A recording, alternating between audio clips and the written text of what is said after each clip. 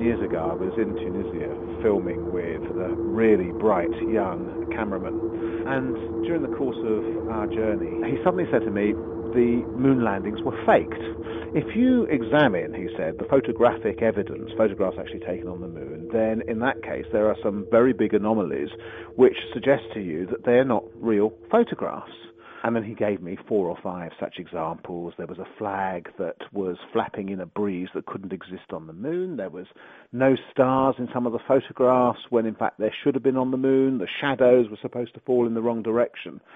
And I said, okay, and you deduce what from this? And he said, well, that actually, so desperate were NASA to be able to say that they had got people on the moon, and so far away were they from actually being able to realize this ambition, that on the famous day when people were supposed to have gone to the moon, actually the entire thing was hoaxed up in some great film set.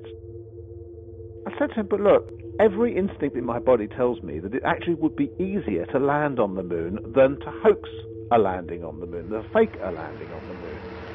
I can see the hatch and all the EVA handrails. The Apollo moon landing hoax is what you might call a playful theory, in the sense that it doesn't actually suggest that anybody killed anybody, which is where somebody kind of leans over to you and says, like I was leaned over and said to, did you know that?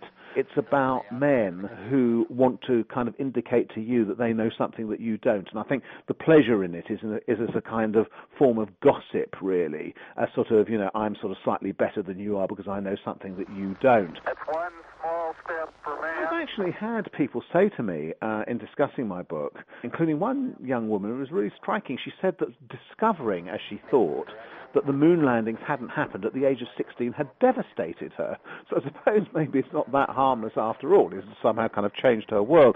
So I suppose the damage is in kind of constructing a notion of the authorities that they will go to any lengths whatsoever to lie to and deceive their populations. For one priceless moment in the whole history of man, all the people on this earth are truly one.